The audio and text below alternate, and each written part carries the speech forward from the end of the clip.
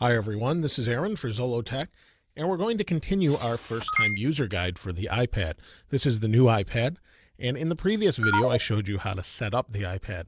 Now if this is your first time using an iPad, you want to know a few things. You want to know how to turn it on and off. You want to know how to reset it if something happens. There's a couple different things, so we'll cover those in this video. So if we turn it on, we have one of two ways to turn it on. We can push that button there, which is called the home button, or on the top we can push this button. This is the sleep wake power button. So we turn it on and off pushing that button. Now should we want to turn this device off, we simply hold the button and it will ask us if we want to power it off. There we go, we can power it off or cancel. If we want to power it off, we power it off. When it's time to turn it back on, we simply hold the home or the power button on the top again, and then we can use the home button to do whatever we need. There's a couple different things we can do. Once we unlock it, we can move around. Most people are fairly familiar with how they work, but some people may not know. So should your iPad lock up, which will happen or may happen, some people it never happens to, other it happens to more often than others. So what causes that, I'm not sure, but should it do that, you can do one of two things. You can try and power off your iPad, and then you can hard reset it. And to do that, you hold the bottom button and the top button at the same time. You keep holding it, it will power off. It will ask you that as well, but just keep holding it. It will power the device off and reset it. Keep holding it, it will turn back on, and you should be back to normal. So that's pretty easy, pretty simple.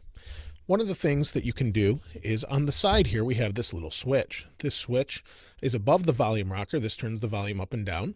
This switch can do one of two things. If I flip it up, we have volume. If I pull it down, it goes off. That's the default setting. Now I may not want it to be that, and I want it to keep the screen from rotating. Now we can keep the screen from rotating another way. We can double tap the home button and then slide to the right, and here we have the rotate lock. The rotate lock prevents the screen from rotating. We can unlock it, and there we go. Now if I don't want to do that, we can do this with our fingers as well. Pull down with 4, slide up with 4, slide to the right, pull down with 4. Pretty simple.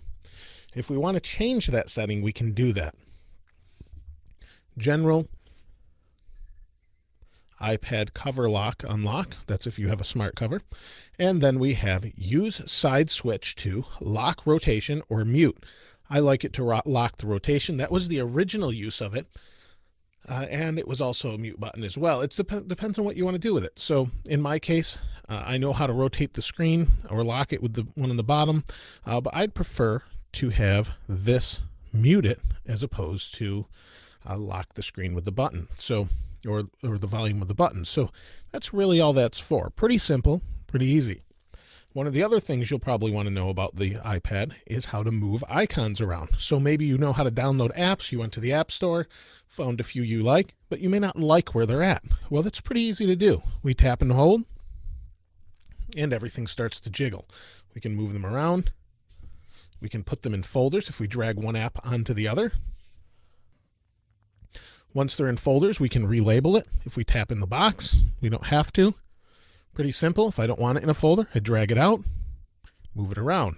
It's really pretty simple. When I want it to stop jiggling, I push the home button and everything stops and locks into place. Really pretty easy, and that's really all there is to it.